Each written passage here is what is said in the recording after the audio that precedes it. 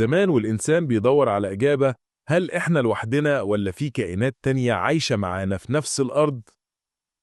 النهاردة موضوعنا عن كائنات غريبة جدا اتقال عنها في الأساطير، في الكتب القديمة، وكمان في حكايات ناس معاصرين. كائنات الأقزام. أول مرة نسمع عن الأقزام مش كانت من فيلم أو قصة خيال، لا، ده من حضارات قديمة جدا. عندنا مثلا حضارة المايا في أمريكا اللاتينية، اللي كانوا بيحكوا عن أقوام صغار الحجم بيعيشوا في الغابات وبيعملوا حيل وسحر.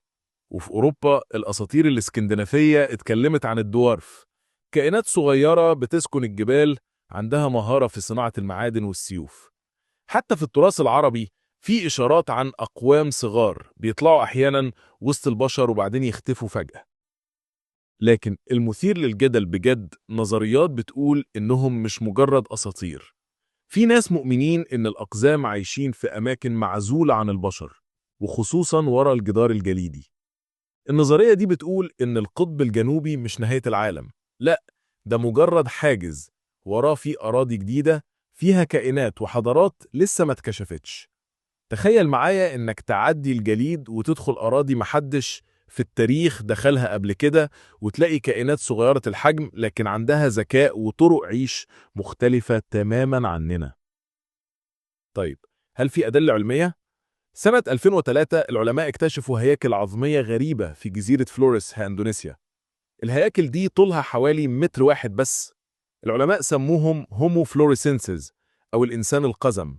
المفاجأة إن عمر الهياكل دي بيرجع لعشرات آلاف السنين، يعني فعلا كان في بشر صغار الحجم عايشين على الأرض.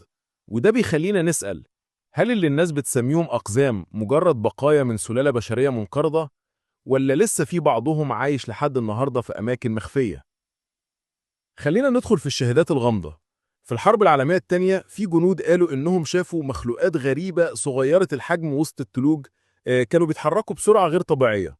وفي أماكن تانية زي الأمازون في قبائل بتحكي إنهم شافوا أقوام صغيرين جدا بيتجولوا وسط الغابات بالليل ومحدش قادر يمسكهم. الغريب كمان إن في فيديوهات وصور بتظهر كل فترة على الإنترنت، ناس مصورة كائنات صغيرة بتجري بسرعة أو بتظهر لحظة وتختفي. أغلب الفيديوهات دي بيتقال عنها فوتوشوب أو خدعة بصرية، لكن هل كلها كده؟ في فيديو شهير من المكسيك بيبان فيه كائن صغير بيجري بين الأشجار. الفيديو اتنشر واتشاف ملايين المرات والناس اختلفوا، هل ده حقيقي ولا خدعة؟ العلم طبعا بيقول إن مفيش أي دليل قوي على وجود أقزام لسه عايشين، لكن الاكتشافات القديمة بلس الحكايات المنتشرة عبر حضارات مختلفة بلس الفيديوهات اللي بتظهر كل فترة، كل ده بيخلي الموضوع يفضل مفتوح. السؤال اللي يفضل قائم، هل فعلا في كائنات أقزام عايشة معانا لحد دلوقتي مستخبية في أماكن محدش قدر يوصل لها، ولا كل ده مجرد خيال وأساطير بينقلها البشر من جيل للتاني؟ انت رأيك ايه؟ لو يوم من الأيام لقيت نفسك ماشي وسط غابة أو على حافة جبل وفجأة حسيت بخطوات صغيرة ورا ظهرك، هتفتكر ايه؟